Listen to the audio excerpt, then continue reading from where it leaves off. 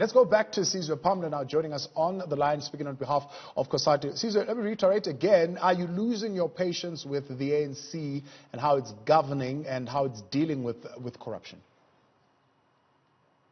Well, look, we made it very clear in the last election that there was going to be no honeymoon.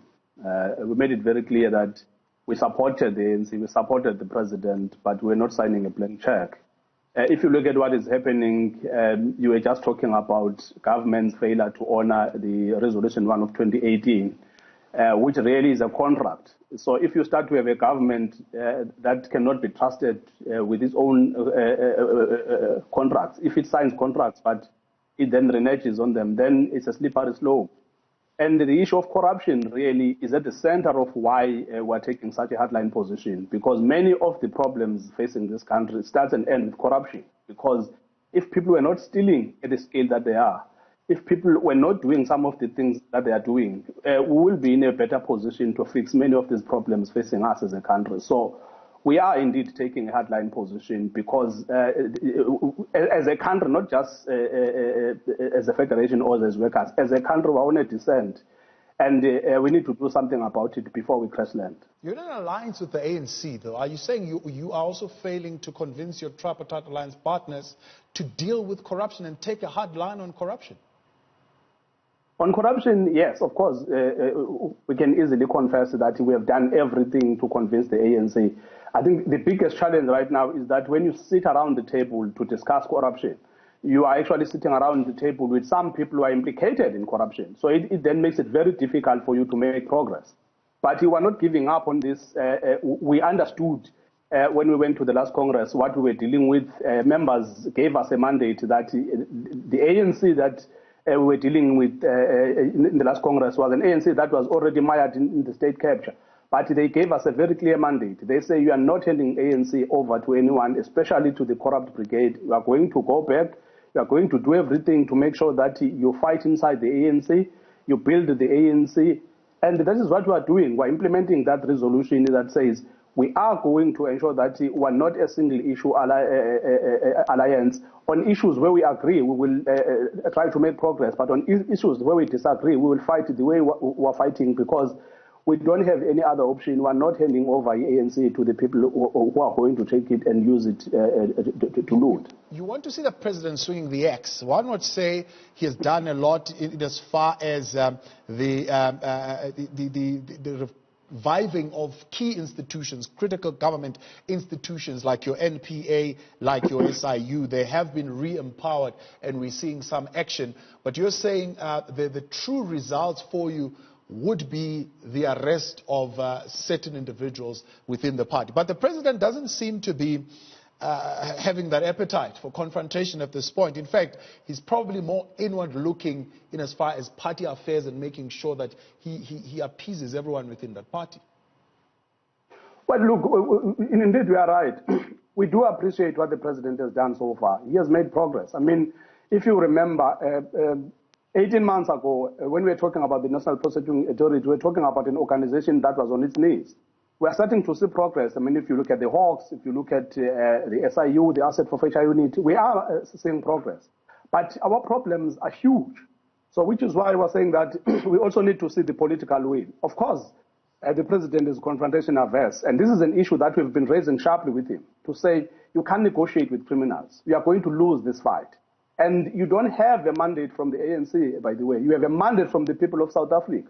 If you look at the outcomes of the ANC National Conference, it was a stalemate to a certain extent, which means there is no one who was elected there who can come out saying that I have a mandate from the ANC conference. But if you look at the overwhelming results of the national elections, the president was given a mandate by the people of South Africa, and we think that he needs to do well by the people who voted for him and who gave him that mandate to fix the country before it collapses. Now, recovery of the economy, there are 3 phases taken by government. One was, of course, to engage and preserve lives, preserve the jobs that were there. And the second phase is the recovery as well as the reform. And it looks like that is where we are right now. Do you think your call for government to fulfill or adhere to that 2018 agreement is contrary to the phase 2 of this recovery of the economy, where we are looking at preserving the jobs that are there. Mind you, we've got, of course, that debt trap that we have to be careful of as well. Indeed. Look, firstly, let's go back to say when the coronavirus first arrived in our shores, we all went into self-quarantine. We all agreed that the government was doing the right thing by shutting down the country. But who were the people who carried this country on their backs? Who are the people who have actually risked not just their lives, but those of their families? It is these frontline workers. So it is unfair that these frontline workers, who have done everything to ensure that we find ourselves where we are, which is at level 1. If it wasn't for the dedication, for the heroism of those frontline workers, we will not necessarily have survived, because the way this virus was dealing with countries with better resources than us, it sent a very clear message that you needed to have people who are frontline workers who are going to do everything to make sure that the health system doesn't collapse. And the frontline workers have performed commendably. What is unfair is that at the same time, they are trying to ensure that they keep the virus at bay. They are saving lives. Firstly, they themselves are not given adequate personal protective equipment. For an example, more than 250 of them have lost their lives, which is a huge number when you consider the fact that already we do not have enough qualified health professionals in this country. So we cannot afford to lose even one. Number 2, you have a situation where these workers, they signed an agreement 3 years ago, which was a compromised agreement. In that agreement, they were not happy with that deal when it was put on the table. But it was a compromise because they understood what was being done at that particular time, that the country didn't have resources, so they needed to compromise, and they did. And what has since happened after that is that everybody else has continued as if it's business as usual. And then the people who had previously compromised 3 years ago are again being the ones who are being targeted and who are being victimized. You can look at the SOEs. No one has presented a plan what to do with the SOEs. Yeah. You can look at municipalities. They still pay billions to consultants, yet we're not seeing any progress, and no one is paying attention to that. So it is totally unacceptable that the people who have ensured that this nation survives the scourge of a deadly virus are the ones who are also being targeted and victimized by the austerities of the national treasure. But Sizwe, you're sitting at NEDLEC and you made these trade-offs for the sake of employment, right? You made these trade-offs that we will focus on, for example, the implementation of this mass public employment program that requires all to come on board, that requires a shift in certain employment policies as well as empowerment policies. And part of those trade-offs include labor coming on board on the question of salaries. No, that is actually not the NEDLEC agreement. It's a conflation of issues.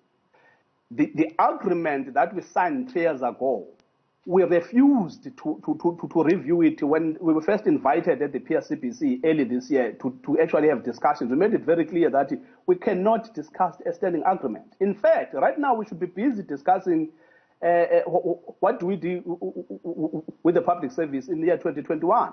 We should have started negotiations in August. The reason why we haven't even started that is because we are busy trying to sort out the mess that was created by people who decided to renege on a contract. If you start to have a national treasury or a government that doesn't honor its own contract, then it's a slippery slope. We never opened negotiations on the issue of that. When we went to NEDLEC, we're discussing the issues of economic recovery, we're discussing the issues of how do we kickstart an economy that has been run to the ground by policymakers and decision makers. We're not having workers who have no dog in this hand being victimized and being made scapegoats. We are prepared to engage. We are prepared to hear what is it that people are proposing. But if you look at what the supplementary budget actually presented, supplementary budget was an austerity budget. So how do you kickstart something at the same time you're suffocating it? Because that budget is suffocating the economy, and yet we all say that this economy needs to be kickstarted. So the issues of NEDLEC and the issues of PSCPC are totally different issues, and we never, ever entertain the idea of actually revising or revisiting a standing agreement that was signed 3 years ago. So a review of this agreement is not even on the cards for you at this point, considering that we already see that the fiscal situation is very bad. In fact, if we continue and spend as much as we're spending, there is a chance of a total collapse in employment. Are you not concerned about that? No, we're concerned about the problems. We're also concerned about the national debt. But go and check. Firstly, you have got agencies. You can start from Sandral. You can start with all of the other agencies that are consuming a lot of money and they're underperforming. Right now, as I'm talking to you, there's a new agency that is being formed. It's a border management agency. If we were in trouble, why would we still be forming agencies that are consuming money and that are underperforming? Where is the plan to fix the OSOEs, where we have been pouring money in these OSOEs without any results? Why is it that nobody is bothered to actually look at the corruption that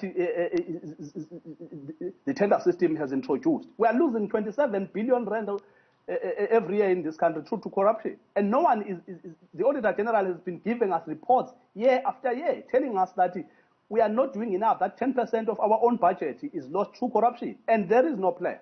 You can look at the fact that without capital control, this money is hemorrhaging 80 billion rand a year that is taken out of the country illegally.